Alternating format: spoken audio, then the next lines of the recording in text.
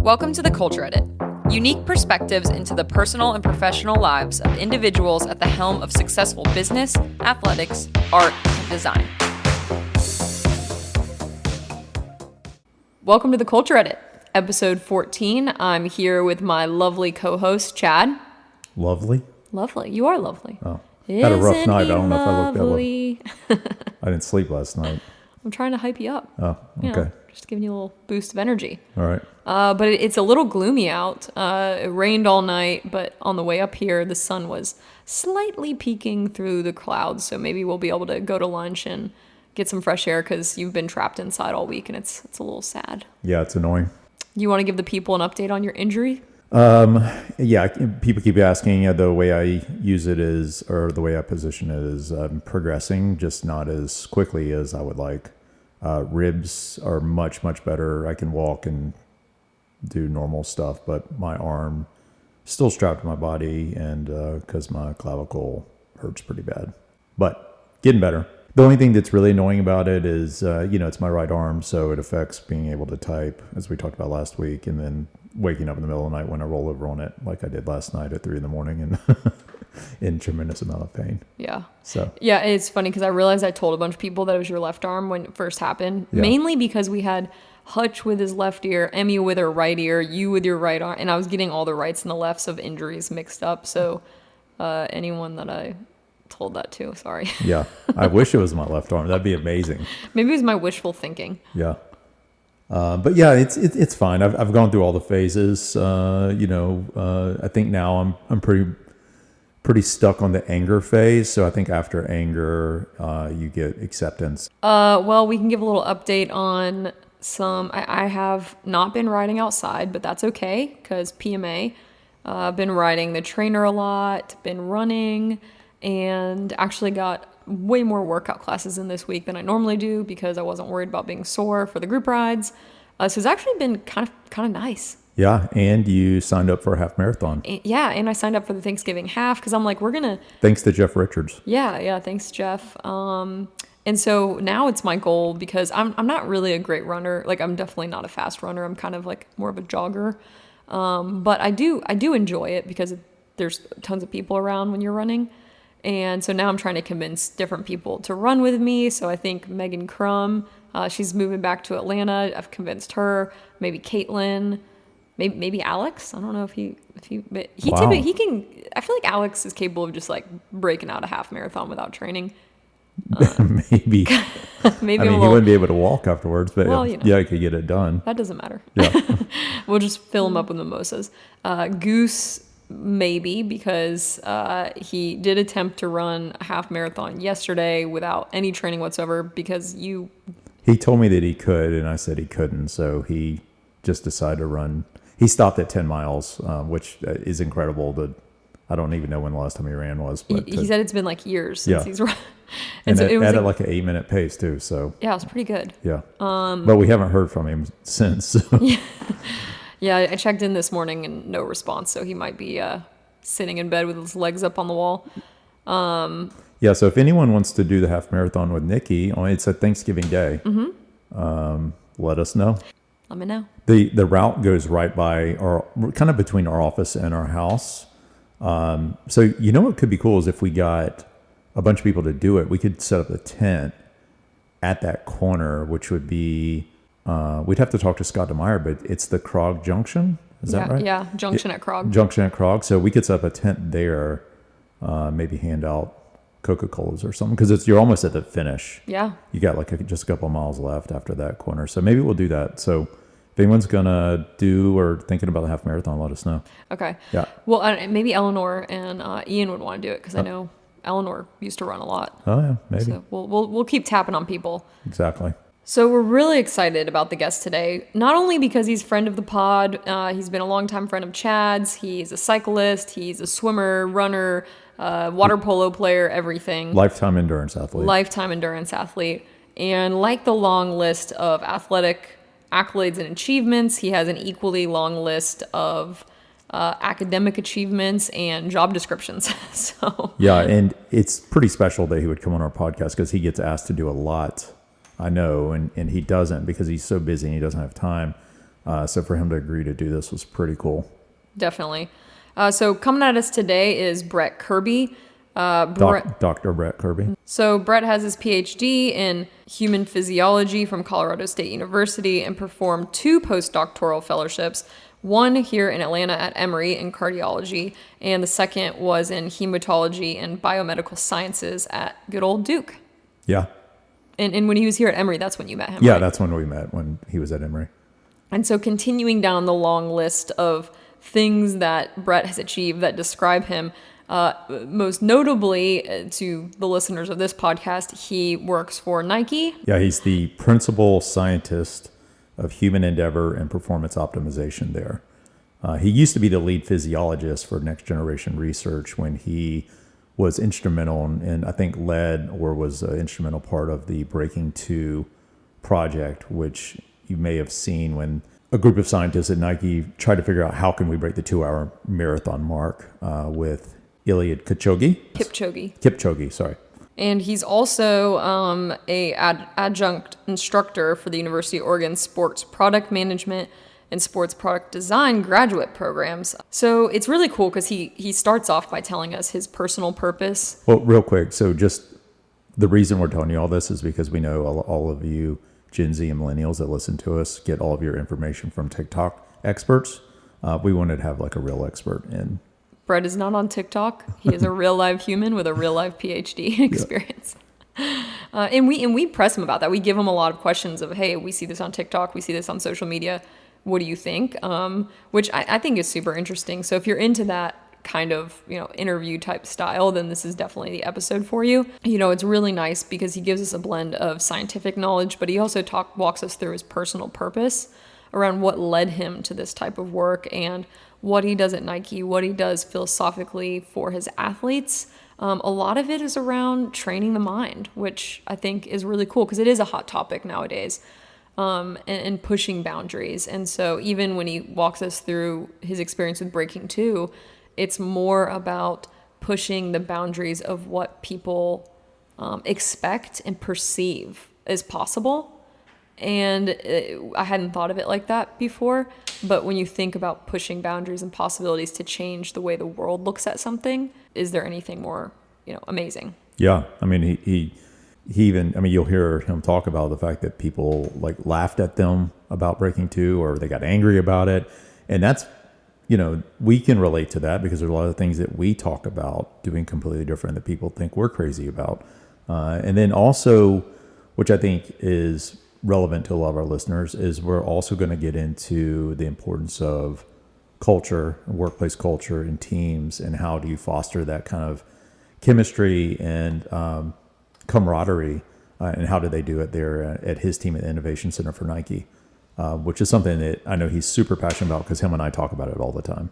Brett also mentions quite a few books and movies. We'll link those in the show notes. He actually mentions a documentary called 14 Peaks, which we went home and watched. Binge watched. Amazing. So Definitely good. recommend that. It's about a guy from Nepal who climbs all 14 peaks, which are over 8,000 meters, 26,000 plus feet. And he does it previously been done in 7 years and he did in 6 months. So Brett talks about that a lot too. So we'll link that as well. All right. Without much further ado, here's our conversation with Brett. Enjoy. Welcome to the Culture Edit, Brett. Thanks for hanging out with us today. That's great to be here. Thanks a lot. I know that you've been on the Nike training podcast. You've been on like all these academic podcasts, but now you've finally made it.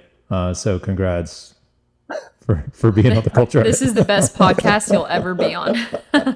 I'm going up a level. Thank you.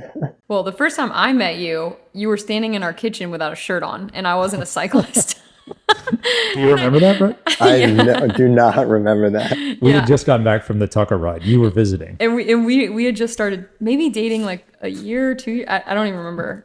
Maybe 2 years? Maybe. And it would have been like 2013. Yeah, and I walked into the kitchen and you were standing there with no shirt on. I was like, what is happening in the house? But like a bibs, and it wasn't my world at that time, so it was pretty entertaining. So I just have bib shorts. Yeah. Classic. We might That's awesome. Well, now that's totally normal. When I walk into my own house and there's like 10 guys standing in bib shorts and no shirt, I'm like, oh, hey, yeah, this is completely normal. That's true. It's so But normal. how did you and Chad meet? It's a good question. Do you I thought it remember? was. I think we were. Honestly, I think we're at races, and There was a race. yeah, I think there was a race up north a bit, Uh-huh. and I don't know. It may have been pretty hot. I think you were in the white kits with maybe Yep. the white Aaron kits, The with all white. Dalhagon. Yeah, white bibs. Yeah. I think I just remember kind of after saying hi. If there was anything going on in the race, So my recollection is you had just moved here, so no one knew who you were. And you were up the road. You were like super aggressive, and you were up the road by yourself. And I bridged to you, and we stayed away. Do you remember this? We stayed away the entire day, and then they caught us like on the line. We got completely swarmed. Do you remember that? now that you're saying, I remember. Yeah, That's awesome. because we were talking the whole time we were in the break, and yeah, I mean, a lot of times, like in that, especially in that situation, like you don't know if like the guy's actually going to work. Is he going to work with you? Or are you going to start playing games? But the whole time we're like, let's go all in, and we'll figure it out at the end. And it's so rare that afterwards I came up to you, I'm like, who the hell are you? Like, who's this guy that'll actually work in the break? And so that's my recollection. So I was like, well, you don't live here. You want to be on our team? And like you were like by the next race, he was on the team. So what are you training for? It came to me. We were watching a crit. I'd taken my 6-year-old to watch it, and I'm like, hey, this is bike racing. And he hears me tell stories, but he thinks I rode in the Tour de France. I'm like, no. I didn't ride like that, but I'll tell him stories. And so we're at this little crit over the summer, and he says, hey, look at those guys. They're so cool. And I'm like, wait, what do you mean? You're pointing at those guys? Like, I'm cool. So next year, summertime, I'm training to basically show up and be like, hey, I can ride a bike. I can race a bike, and have my son be like, oh yeah, dad can race, instead of just sitting on the couch telling stories. So you want your kid to think you're cool, not these random jabronis that probably aren't even nearly as fit as you could be. Yeah, exactly. For sure. So it'll be full-fledged road. Are you running at all? No, not right now. I've run quite a bit. With my left knee doesn't hold up to running, because my background's a swimmer. So I swam, played water polo, rode a bike for whatever 12 something years. So then when I try to run, the impact kills me. I'll go back. A little more mountain biking now than road, but Okay. I do road in the summer. Does this mean you're going to get back on Strava? Yeah, sure. If I can be held accountable, I need all the help I can get to like really do it, be genuine. I got to show up with a bang. Again, be like, wait, who's this guy? Why is he attacking? Same the story you just told. I want to do again here. Exactly. But you're going to be in a niche kit this time. So Cooler than the puppy dog on the back. yes, Exactly. the Aaron's lucky dog. And now we have the bright blue kit, so you stand out. It's actually really nice in a race because you can see guys so easily. You miss Atlanta? You miss it, Atlanta. Yeah. You miss the group rides. I definitely missed the group rides. Atlanta riding was really good. I was only there 4 months, but it was really, really good. Yeah. I really miss it. There's some level of camaraderie there, and honestly, the quality of riding was really good. I loved it. Definitely miss it. You when you left, you were coming back just to do the Tucker ride. Mm-hmm. You were making excuses, I guess, to see Whitney's family, but you really was to do the Tucker ride. That's right. I'd be like, hey, I'm going to go to Atlanta, see my in-laws. Be like, I'm going to sneak over to Tucker. So that's why I'm really going. That's hilarious. Exactly. So I've got a lot of like normal, stupid Chad questions. Nikki like actually has a lot of like nerdy science stuff. So we'll try to combine both if that works for you. Well, I wouldn't say it's nerdy science stuff necessarily. It's more, there's so much on TikTok and Instagram and social media now in the form of like health and science and what you should do and what you should. I feel like I'm inundated with so much information. I never know what's real. And so having an expert like you, then maybe we can debunk some of that. Because I know a lot of my girlfriends who ride or run are also in the same boat. But the first thing I want, because I'm going to have to read your bio at some point in the opening. What does human endeavor and performance optimization, what does that even mean? Okay. It's a good question. It's so long, huh? You have a 40-second version? The elevator pitch version. Let me take you to my purpose and then lead into that. Awesome. Right? Because it'll start to dovetail into it. And So my purpose is really to ignite people's imagination around what's possible so they can be better tomorrow than today. Like that's what I typically filter all the work that I do in whatever it is. So if I'm working at Nike in my job, then I'll filter through that. If I'm working as a teacher, because I work at the University of Oregon, I'll filter through that. If I'm coaching, mentoring, whatever it is, I'm trying to just ignite that imagination, get it cooking. I want the wheels to start to spin more. And then I feel like I've done my job. Part of optimizing performance is getting to that place of like, what are these new ideas and how do we start to work into a target? So we have an idea of where we want to go. We don't have to have it completely defined yet, but we have an idea of a trajectory. And then we want to start to get closer. And that means we have to be open to new ideas. So how does that translate? What's a day in the life like then? I know you work with elite athletes, but are you also working on things that impact the average Joe? Yeah. Average Joe athlete, I should say. Yeah, anybody. Yeah. Anybody don't typically make the judgment call on who we'll work with. It can be all walks of life. And that's what makes it exciting. And I like the concept. I really like the book Range, David Epstein's book. I'm pretty into that one, where he talks about microsampling the world. Have either of you read that? No, I haven't read that. What is it again? It's called Range. Yeah. By David Epstein. And the fundamental premise is how to microsample the world.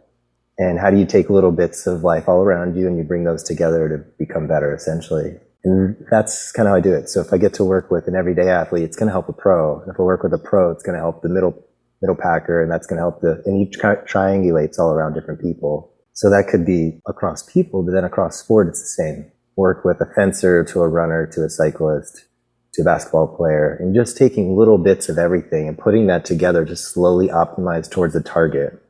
That's why I think the work I do is helping people move forward. And that's the answer to the endeavor idea. Endeavor just means achievement. You're going somewhere. And so that can be applied to anybody. So did you come up with your own job title? Yeah, I did. I figured because it was very attached to a personal purpose. So I'm like, there's no way Nike had this job title and you just like showed up and were like, this makes sense. No. My Nike job title just says principal scientist, researcher. Okay. Well, I like your version a lot better. Yeah. So does that mean there's a particular like problem you're trying to tackle? Like give us like an example. Like how does that work? Like in what you're doing? I typically will apply it in any of the domains, right? So if I'm in the front of the class and somebody asks a question, I'll do the same approach that I might do with an athlete. So if an athlete comes to the table, I'm going to usually listen to them first, ask them some questions. Tell me what's going on. You got to get a level of comfort right out of the gates. So you have to build a level of relaxation, sort of safety, confidence, so they can start to speak up. We're trying to get them to spill the beans, if you will. What's happening? What's going on? And then you start to hone into, okay, where are you trying to go? Is anything getting in the way? And by finding out where they want to go, or if there's anything they want to avoid along that path, that we're really just trying to set that target, like hone into, okay, there's like a bullseye out there somewhere, and we just got to understand, is that north, south, east, and west? So that's typically the first process I'm doing, is just find out, like, where is it that they're putting this target in their world? And then we go step by step after that to, okay, well, let's just chip away, get you closer to that target. Is it surreal to work with so many elite athletes? At first, it was for sure. At first, you think that you just shouldn't say much. Like, you're on a different level. You feel like, okay, I don't know what I can say that could match the champion that I'm in front of. And after a while, you realize that it's worth being confident in your own world, because they're hungry for it. They realize that there's a domain expertise that somebody else has, that like I might have, that they don't have. And we become more like equivalent peers, just with different experiences. And once I started to adopt that, then you realize it's not surreal. And in fact, if I don't show up for them, I'm letting them down. So I got to show up with that confidence and be like, okay, I'm here for you. I'm going to give you the best I can give you. And I can't kind of hold back on that. They probably feel like, oh, I'm meeting with the smart guy who's going to invest all this knowledge into me. And I wonder, I would love to ask if they feel that equal pressure. I bet some of them do. I guarantee they do. Yeah. That's good. That's a recognition of the empathy. Like, they feel it, so we have to get that comfort. They feel as uncomfortable as I might feel around the conversation. So the sooner we get to different cues of comfort, relaxation, and safety, the sooner we're going to get to the meat of the puzzle. So you're like, I can't believe I'm telling Kipchoge to run faster, and he's going, God, I got to really listen to Brett Kirby. I can't believe he's telling me to run faster. That's what's happening? It's just, no, I'm getting him to think. Typically, you're trying to work towards internal motivation. So you might ask more questions to get them to think through what it is that may be holding them back. So that's one thing I was going to ask is, we see it with our friends that are at the world tour level or just below the world tour level trying to get there in cycling. We from our observation, we feel like at that level, everyone's gifted. Everyone has been born with a genetic gift and they've worked their ass off on top of it and now they're at this level. But it feels like what separates the guys who really make it to the top of world tour and those that are just kind of like always elite is mindset. And so do you work on a lot of that mindset and focus and envisioning, your success? Is that a big part of it? Huge part. Bigger part now than it ever was, and more than I could have imagined. It's very big. And I'd say even sometimes the priority to start with, even when somebody says it's not there, typically start there to make sure that if the mindset is right, then the physical work can happen next. I've done some work where we start to see that those at the highest level have higher mindfulness, awareness, observation of the world, things like that, as opposed to your everyday athlete who's maybe aware, but they don't have it at the same degree that some of these world-class individuals have. Where do you think they learn that? Is that also a natural thing that you're kind of just born with, or is that nurtured over time as an athlete growing up? Well, it's kind of like I mentioned in that book, Range. I think there's some sampling of experiences that a person gets that teaches that to them. It says our brain and our body is basically a map of the world we lived.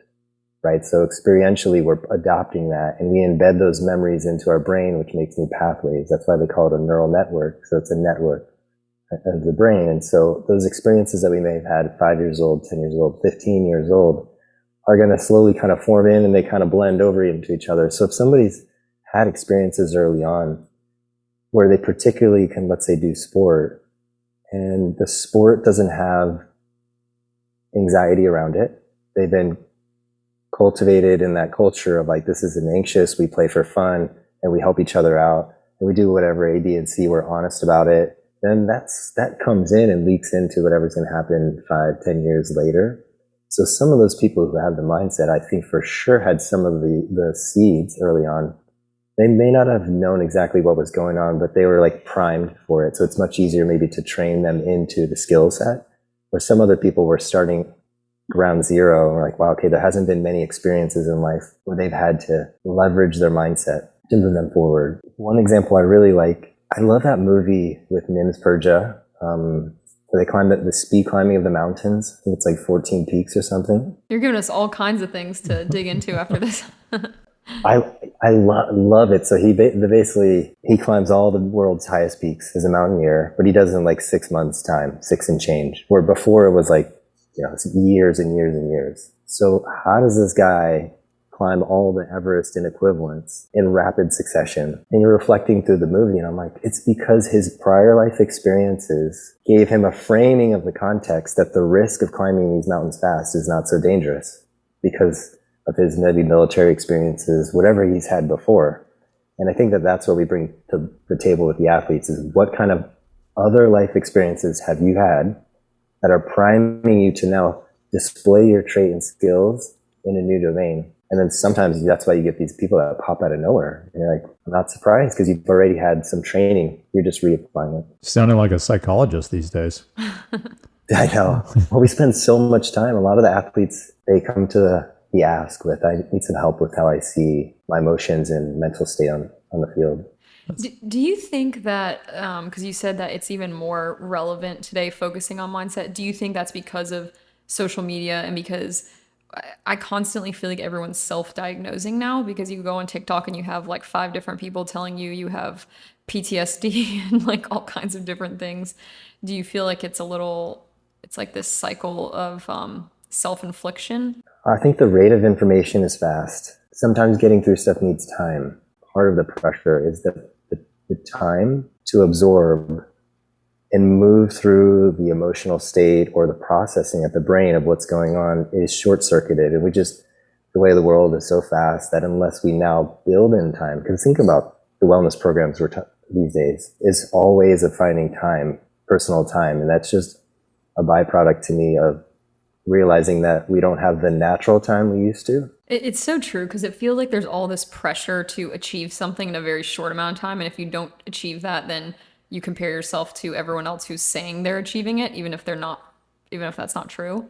And I see it with, it makes me really sad because I went through it definitely when I first started riding, where I was comparing myself to every other girl riding, and you have so many people telling you like, you're doing great, you're really strong, you should race. And then you start racing and you get to this point where you realize either A, I'm not talented enough to race with these women at the elite level, B, I don't have enough time because I have a full-time job, or C, I just am not into it anymore because it just feels like something that is very like I don't have a choice in it. Like I have to do everything at the exact time, and it has to be really sped up. And I see a lot of women with burnout because of it. I think even more than men. I'm going to start with anxiety, which tends to then result in a demonstration of control, that maybe want to have control over the situation to feel they can manage the anxiety. And then when situations are difficult to control, then the burnout happens, because then perfectionism leaks in too. So you have this sort of progression that happens that leads to burnout. It's really hard to try to control everything and then do it, basically just be on all the time. So we tell a lot of times the athletes, like, you're on in so many areas of your life now to be perfect, to do a great job. And your intentions are so pure. We know you want to be great. So a lot of times the messaging is actually no rush. They're just like, no rush, no rush. Take your time on that. Take your time on that. Really got to get to the core. The anxiety is lower, so that the rest of the process is not accelerated too fast. I definitely think, or at least mine stems from, I would say, control issues. Like I want to control everything. Yeah. And I think a lot of women that I ride with, it's the same thing. It's this need. Well, there's not a lot of us compared to male cyclists. So if you like 200 guys, you have 10 girls, you're already like hyper comparing yourself to the smaller group than if you were in 200 women. But it's just interesting. Yeah, like in my professional life, I've dealt with a lot of conflict just in what I was doing early on in my career. And some of the best advice I ever got from one of my mentors was getting so wound up around this one particular thing that was happening that I couldn't control, that was some type of conflict-based issue. He basically was just like, it's just not that important. That one thing is not that important. It's the bigger picture that's more important. And so when I taught myself to not, and you see that even now with business with us, I tend to try not to get wound up around the one little thing that doesn't go right. But I think that's the same thing as sport, right? Like it's having that kind of patience and understanding the bigger picture. So it's important to know there's kind of two ways we will approach this. And from the brain, we'll talk about the bottom of the brain to the top. We say bottom up. And then sometimes we'll say top down, from the top of the brain down. The top part of the brain is like our thinking part, the prefrontal cortex. And so traditional method might be saying, hey, like your friend Chad, who says, hey, it's not that important. Let's rationalize and be logical through this. It doesn't matter. We're going to do A, B, and C, and you're going to get right through it. Everything's fine. Sometimes people can handle that, but a lot of times they can't. A lot of times the body is doing what it does and it's on autopilot, and we really can't access that top. And there's like a competition between the bottom and the top part. So when we're trying to unravel it, we have to first see, as a professional, like in sport performance, what is the tactic here? Am I going to go to a top-down approach and start talking to you logically, or do I first need to use the bottom approaches, which is bodily regulation? So I might need to be like, okay, this person is anxious. No matter what I say, they can't hear the words. So we're going to give cues of comfort. So I may stand next to them in a certain position. So let's say we're at a competition. They've just performed not so great. If I stand head on with them, right, those are potentially more challenging positions. I'm going to stand to the side of them, stand with them, get them to say something. And maybe I won't ask too many questions, but I'll just give calm presence. Maybe I change my breathing rate. And maybe when we're walking, I walk a little slower to slow them. So I'm going to do all things that are more body kind of triggers to try to get their body to shift to a new state. Once we shift to a new state, they can hear anything that we're going to talk about logically. So that's the first piece, is figuring out, okay, what kind of position am I in if I'm the athlete, or if I'm a performance director working with athletes. I got to find out, how can we talk and communicate with this person? I say communicate because it may not be words, and it may be symbols and gestures.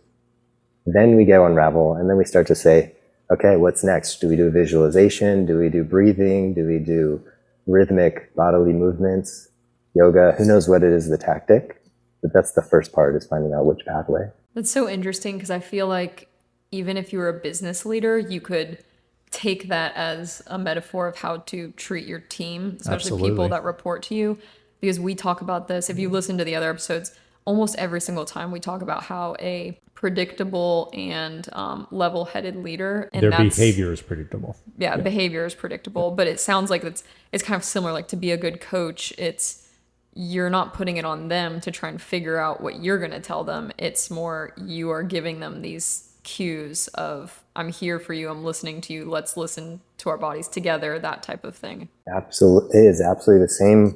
One of the most influential books is a book by Tina Bryson. She is a psychologist, a psychotherapist, and the book is called The Power of Showing Up. Yeah, it's just what you said, Nikki. Like, how do we show up? Coach, leader, professional. And what I like a lot about it is our job is to show up in a way to teach or to show and model the behavior we'd like to get.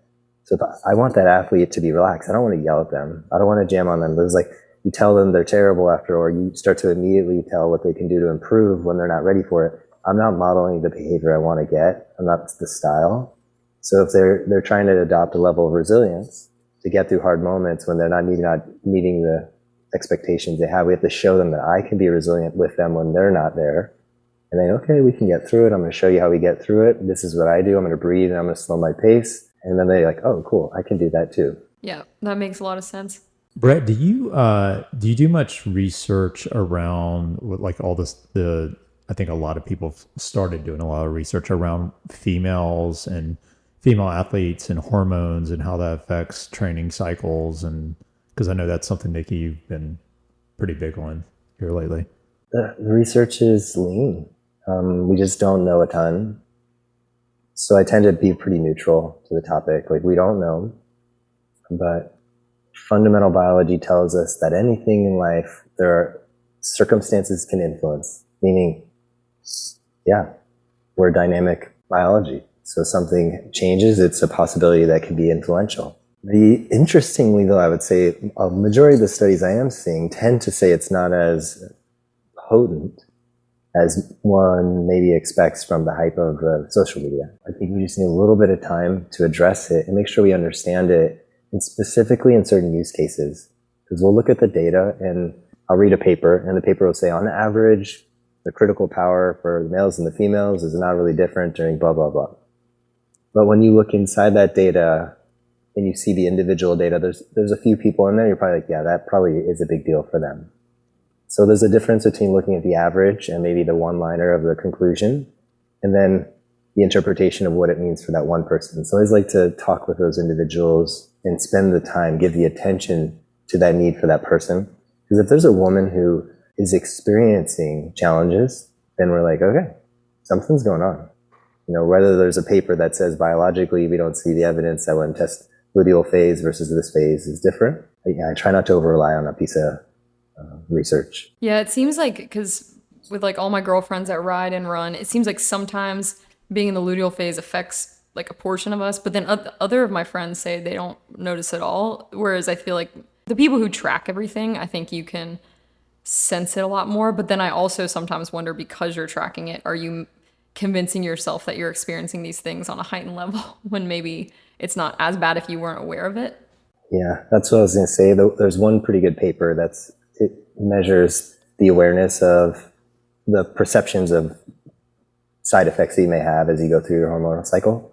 Those who are aware of any side effects or experiences they have in their body are much more likely to have these irregularities or fluctuations in their physical performance. So there's a tie directly between awareness of that versus the physical outcomes. So I think you're definitely onto something there. And with most things, if we momentarily step to the side of the hormonal cycle, these days with sensor technology, and as we were talking before, the rate of information to come to us to tell us about something that we may not know, definitely, I think, makes us hypersensitive to things.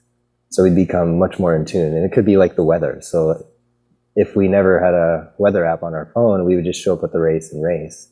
But if we're obsessed with it and it's like, oh, it's supposed to be hot or it's supposed to rain, then we get like really into it and then we get worked up and then there's 10 other things that can happen because we're become super hyper focused on that. Same with if somebody's following HRV or their sleep number, it becomes very central and it can easily become overwhelming to how we're maybe managing our total performance portfolio or anything like that.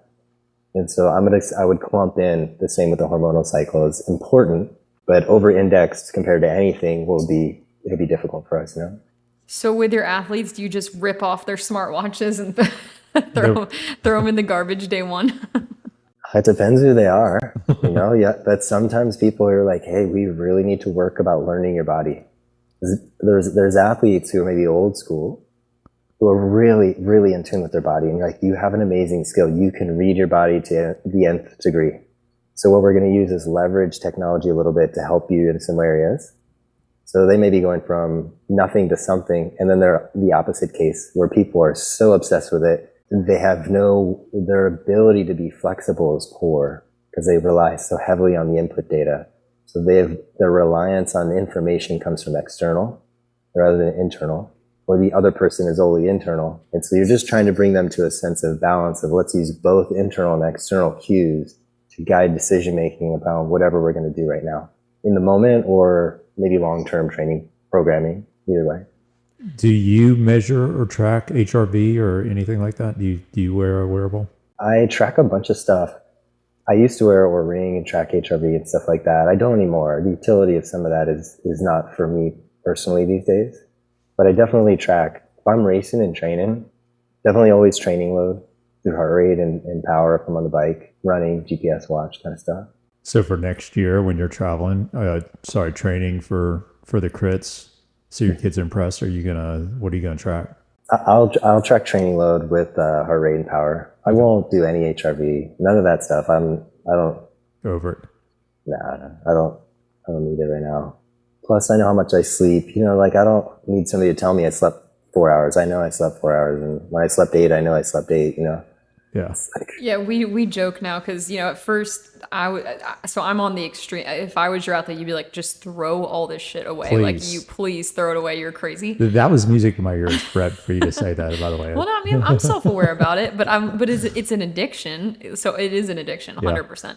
Yeah. But it's funny because we always joke about how when we start tracking our HRV, we intentionally start ignoring it on important mornings, like waking up before a race. Because if you're there, you have to do it either way. So it's almost like, why am I even tracking this? I don't want to know it when it comes down to the important race day.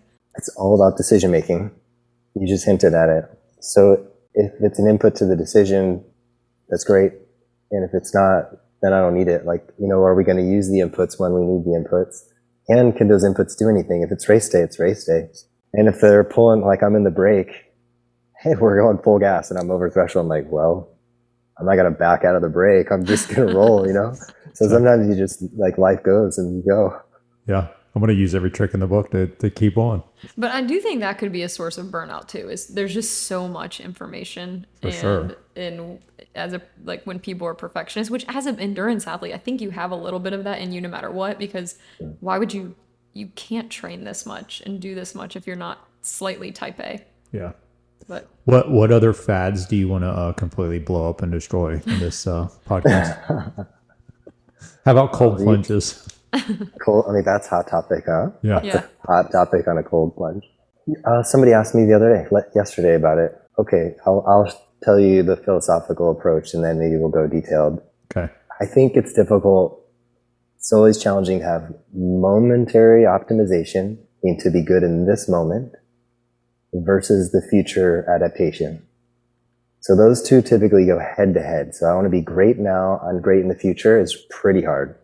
So in this moment, you're going to get out there, we're going to go to the race, we're going to use the fastest wheels, the best, lowest rolling resistance tires. We have the aerodynamic bike, the helmet, you have everything we can possibly do. We're going to use whatever, like, you know, fancy lotion that makes us feel like we don't have acid in the belly. We have fancy drinks, you know, use the whole nines. When we do that kind of stuff, and then after the race, let's say we use the ice bath, those are all things that in the moment make us as efficient as possible. Biology is like, take all the stress away from the equation so I can be really good. that mitigates future adaptation because the body responds to stressors. So we get better when we stress our system. We get better psychologically if we do psychological stresses. You mentioned before, predictable stresses. That's good. But if we do that physically, we're going to blunt the future. So if we use the ice bath all the time afterward, we're blunting signals that will make us better in the future. The contrast is the opposite, is if I don't do anything, then it's really freaking hard. I'm like, oh, I just went out and I I remember using to do my training rides. We would double tires. We would cut the edge off of the tire and then wrap the top of the tire and put it inside the tire. And so we would roll 2 tires to help us not get flats. What? Through the Colorado. You've never heard that? No. That's crazy. Yeah, you cut the sidewall off. Yeah, I get it. That I've never heard that before. We just retired again. Thorns, goat heads in our tires because I'm in Colorado racing, and so your tires weigh a shit ton. I guess the rolling resistance is terrible. Yeah, but we'd be like, oh yeah, this is going to make me super strong. The concept is the same. Like we were just trying to make something harder so we could be better in the future. So that's what I kind of think about with the ice tub or anything we're going to do, even taking ibuprofen, vitamin C, you name it. We want to be thoughtful about the balance between today's success and tomorrow's success. Tomorrow meaning months ahead. And then how do we fine tune saying like, okay, I need enough today to stress my body appropriately so I can keep going. Because if you all go out and cane yourself on the century ride on the trainer and you need 3 days of recovery, then maybe it wasn't as useful as doing a medium ride where you can still ride for 3 days in a row. So there's pros and cons to all that stuff. What is the argument? Like, I don't even know. I just see everyone doing it. What is the argument for the cold plunges, like doing it all the time? I think there's 2 trains of thought right now. One is post-exercise, maybe you take it on and it helps minimize inflammation, swelling. So immediately there's a change in the way the blood is directed to the tissue, which helps minimize the blood to those tissues. And it facilitates a process of momentary healing. Yeah. You know, it's like, let's kind of short circuit this stress so I can be better tomorrow. So that's one. The other, I think, trend tends to be the exposure to cold therapy for central nervous system regulation. I want to teach resilience and tolerance. And that's maybe a different trend, but that's like the Wim Hof kind of world where you're exposing yourself to these cold stressors to build up a new kind of adaptation. So I think there's 2 different uses right now I see in the popularity that's of using cold exposures. What about on the sauna side? On the heat side? Yeah. Conceptually, I think this is all the same, meaning all of it has utility when used in the right way, depending on the goal of what we want to get out. And that goal is going to come with some trade-offs. So we have to be okay with the trade-offs. Heat is going to be the same. Like if we expose ourselves to heat during a heavy training block, it's going to be a hard training block. But exposure to heat, particularly on the sauna or like a hot bath after training or extra clothes, whatever method of heat acclimation you want, we've got to be okay with not being great now because we want to be really good in the future. Got to balance that out and do it appropriately so they don't get injured and sick, etc. That's interesting. Yeah, it is. We have friends who've literally built saunas and cold plunges in their backyards because they're really bought into the heat cold exposure, which it makes sense. Like it all makes sense. And for me, I just like a sauna because it feels nice, but yeah, you do the sauna a lot. Not into the cold. I don't want to be that cold. Mm-hmm. I don't know. I like heat too. Yeah. There's a lot of great tools out there. These days, it's how we use the tools. Like we didn't have the plethora of tools decades ago. Now we have so much at our disposal. It's when to use it. Using the whole kitchen sink can be overwhelming. We have a lot more. I'm talking about trade-offs coming in. If you just drew a circle on your piece of paper right now, and then you drew a bunch of arrows coming in, that was just like 10 arrows. Maybe it used to just be 2 arrows that would collide. So that's kind of the thing with all the gadgets and the tools and the techniques is like, oh, okay, what are we really doing? The water's getting muddy. Yeah, that is how it feels because it feels like you're just being told to do so many different things. And then like I'm constantly being inundated with you have to balance your parasympathetic nervous system because if that's out of whack, then you're like, so I'm like doing breathing exercises. It's just too much information. I just ride with people that are faster than me. That's my training. Yeah. It's something to be said on both of those sides, you know? Yeah. I get a lot of beat downs though, so. Yeah. I used to like the beat downs more than I like them now. Maybe it's just age. I don't know. Maybe I like got to a certain point where I just didn't want to get my teeth kicked in every single group ride. Because now I like to mix. Like I used to never do like a chill ride. I only would ride with Chad in them and just like get my teeth completely kicked in. And now I've found that I have to do both because if I don't, I don't want to ride. And weights. And I weights, mean, you yeah. wanted to ask Brett about weights with endurance. Well, because I was listening to a podcast that you were the Nike trained podcast, but that was like in 2018 or something. And you were saying at that time that you used to think that you should just focus on whatever you're doing. Like if you're a runner, just run. If you're a cyclist, just ride. But then you were starting to come around with some research, maybe you could incorporate more weightlifting. Now being 2023, how far or how regressed has that kind of thought process? So again, it's kind of like sampling the world in all the little pieces you can to make the best cake. So if we're just going to say, where can we get the right ingredients? And we maybe used to use regular wheat flour. Should we go get rye flour? I think it's the same kind of thing. So I don't think at the time when I was probably thinking about that, I understood that there's certain stress to the body that we could get through the lifting. You might have just thought, oh, this is injury prevention, you should lift. But all these things are tools to get what we want out of it. And so if we're thinking properly, at least I have the luxury to be able to do this for my job, right? And most of my time with the athletes is you're trying to map out how they can be that totally delicious piece of cake, right? And you're going to say, like, I need to modify these ingredients little by little. And so weights may be one way to come in there and tweak the way the tissue tolerates stresses. So we may be like, great, this is good because weights create a different kind of force in the tissue than cycling does. We call it eccentric muscular contraction. You can get through weights, but you can't really get through cycling. Running has a lot more eccentric muscle contraction, which is a lengthening of the muscle. So you can use the tools at your disposal, and I would use weights now or jumping or plyometric kind of stuff more than I used to get the adaptations that we want to get in the tissue. Yeah, I just don't like feeling like I can't do something that is like for potential survival. Like I don't like feeling like, oh, I haven't. Survival. Well, no, but like I remember there was a point after the pandemic because I would say the strongest I've ever gotten on the bike was when I was only riding. So I think you are right in that you have something there when we couldn't go to the gym. You got something there, Brett. Yeah, in all your, you got something. No, but I'm saying like I definitely got stronger just riding and not doing anything else. Yeah. But then when I went back to the gym, I like couldn't even do a burpee without getting really, really sore.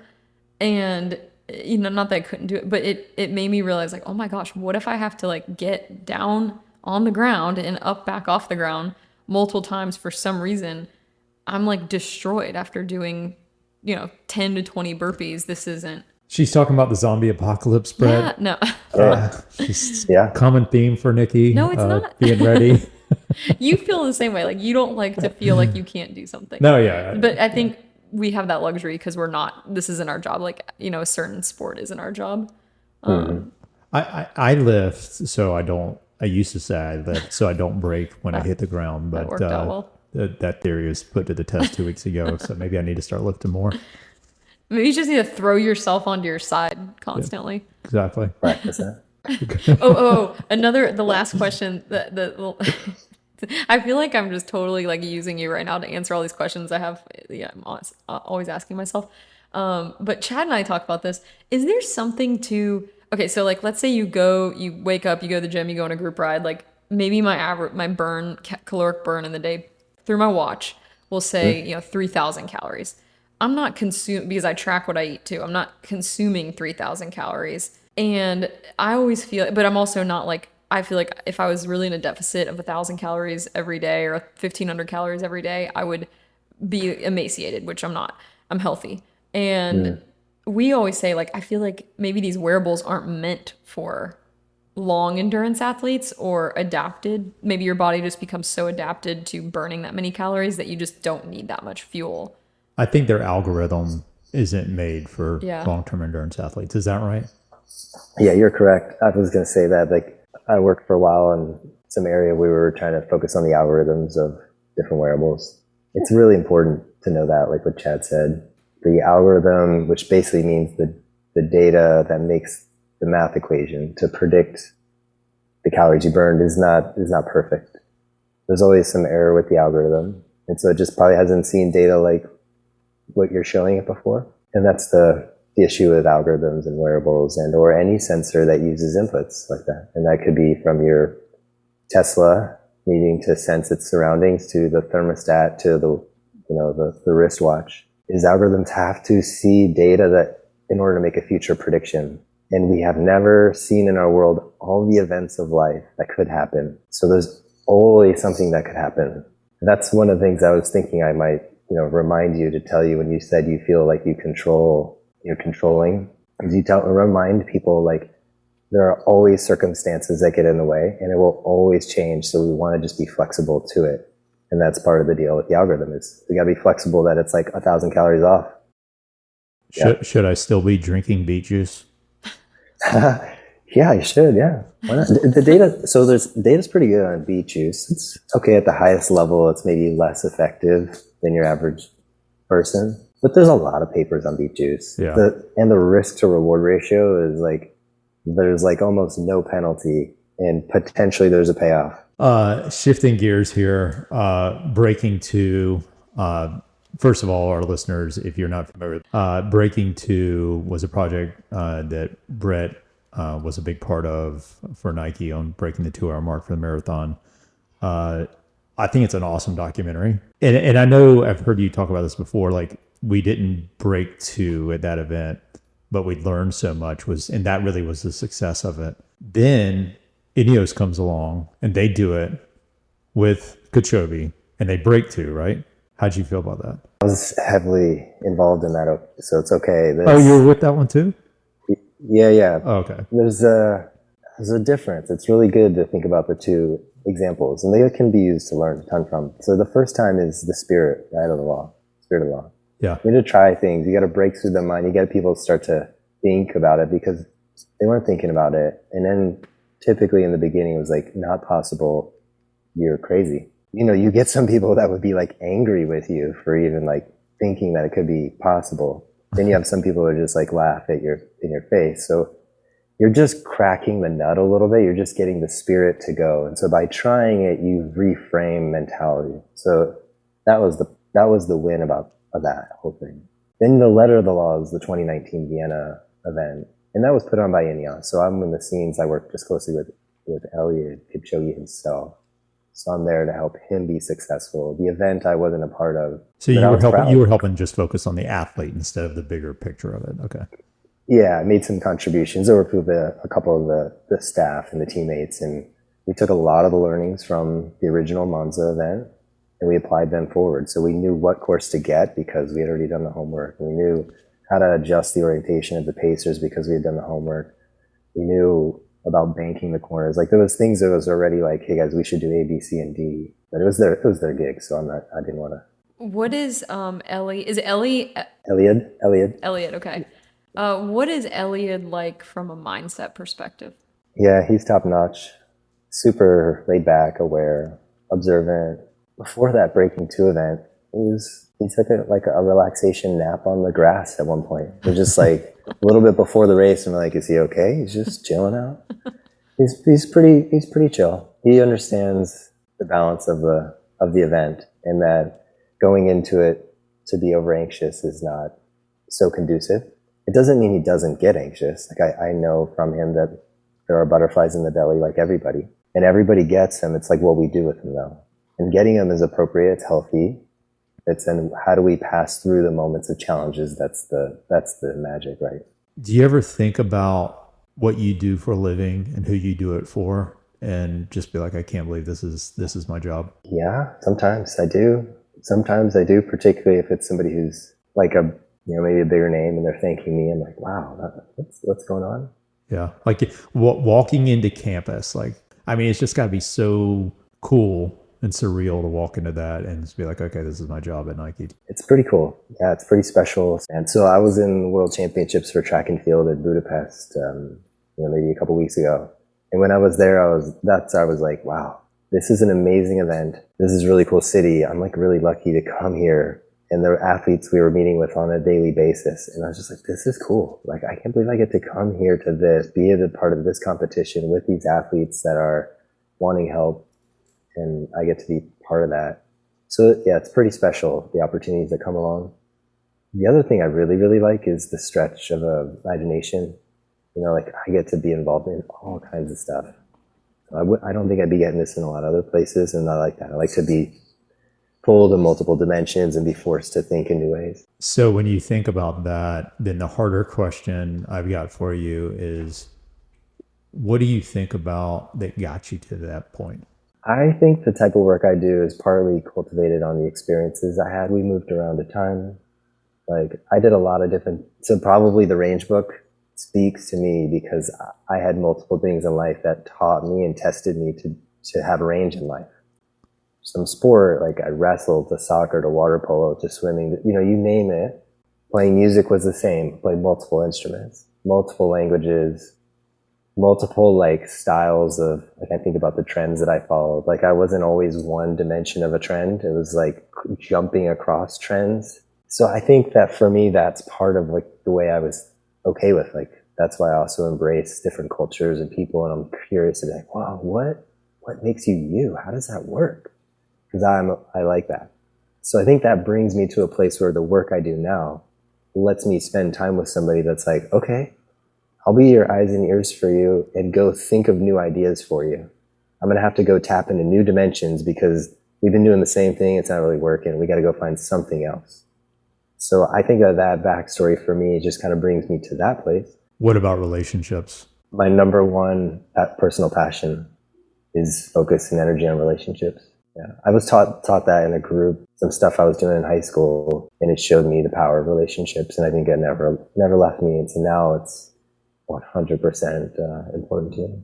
Basically, what comes out of almost every interview we do with a great leader is that they value relationships so much, and they learned it at a very early age. And so throughout their entire life, typically the through line of success is somehow intertwined or parallel to the relationships that they've kept, which I think is huge because, again, going back to like, so I'm a millennial, and so I always try to come from this different, I'm not the youngest cohort anymore, but it just doesn't feel like millennials and Gen Zs value relationships as much as Gen X, as much as like my parents. And because I think there's just, you connect with people on social media, you never see them again, but you feel like you see them because you see each other on social media.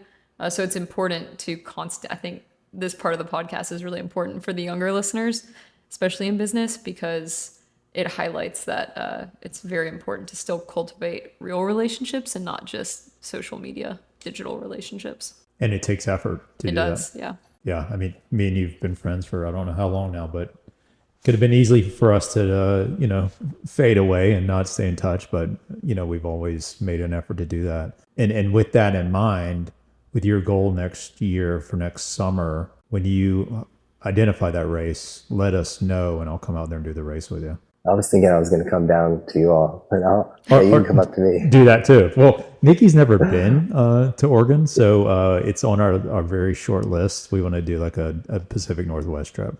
What if Brett chooses Athens Twilight? Are you going to do that? No, I'm not doing Athens Twilight, Brett. No. We'll do a road race. We're not. Yeah, road race. We're not going to do crits. And if you really just want to the hills. Yeah, exactly. And if you really want to get crazy, we're going to Mallorca to do the Mallorca 312, which is like 200 miles. 312 kilometers. Yeah, 200 miles around the entire island with thousands of people. Yeah, I'd use it as a training bit. Exactly.